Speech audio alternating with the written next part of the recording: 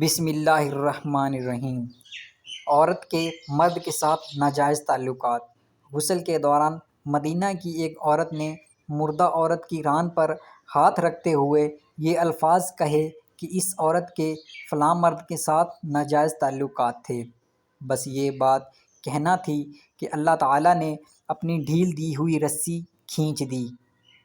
اس عورت کا انتقال مدینہ کی ایک بستی میں ہوا تھا، اور غسل کے دوران جوں ہی غسل دینے والی عورت نے مندرجہ بالا الفاظ کہے تو اس کا ہاتھ میت کی ران کے ساتھ چپک گیا۔ چپکنے کی قوت اس قدر تھی کہ وہ عورت اپنا ہاتھ کھینچتی تو میت گھسٹتی تھی، مگر ہاتھ نہیں چھوٹتا تھا۔ جنازے کا وقت قریب آ رہا تھا، اس کا ہاتھ میت کے ساتھ چپک چکا تھا اور بے حد کوشش کے باوجود جدا نہیں ہو رہا تھا۔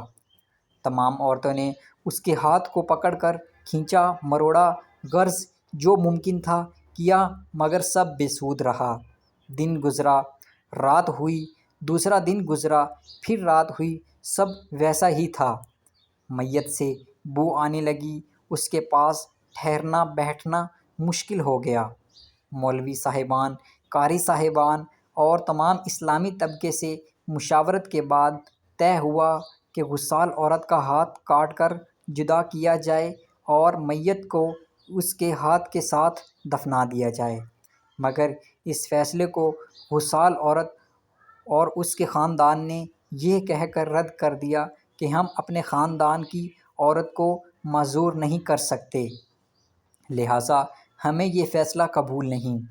ایک اور صورت یہ بتائی گئی کہ میت کے جسم کا وہ حصہ کاٹ دیا جائے اور ہاتھ کو آزاد کر کے میت دفنا دی جائے، مگر سب بے سود۔ اس بار میت کے خاندان نے اعتراض اٹھایا کہ ہم اپنی میت کی یہ توہین کرنے سے بہرحال قاصر ہیں۔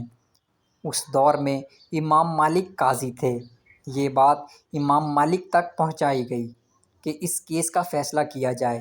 امام مالک اس گھر پہنچے اور صورتحال بھانپ پر غسال عورت سے سوال کیا، اے عورت، کیا تم نے غسل کے دوران اس میت کے بارے میں کوئی بات کہی؟ عورت نے سارا قصہ امام مالک کو سنایا اور بتایا کہ اس نے غسل کے دوران باقی عورتوں کو کہا کہ اس عورت کے فلاں مرد کے ساتھ ناجائز تعلقات تھے۔ امام مالک نے سوال کیا، کیا تمہارے پاس اس الزام کو ثابت کرنے کے لیے گواہ موجود ہیں؟ عورت نے جواب دیا کہ اس کے پاس گواہ موجود نہیں۔ امام مالک نے پھر پوچھا، کیا اس عورت نے اپنی زندگی میں تم سے اس بات کا تذکرہ کیا؟ جواب آیا، نہیں۔ امام مالک نے فوراً حکم صادر فرمایا کہ اس غسال نے چونکہ میت پر تہمت لگائی ہے، لہٰذا اس کو حد مقررہ کے مطابق 80 کوڑے لگائے جائیں۔ حکم کی تعمیل کی گئی۔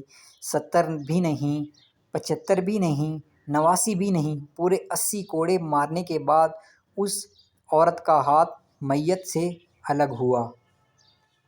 آج ہم تہمت لگاتے وقت ذرا بھی نہیں سوچتے۔ استغفر اللہ۔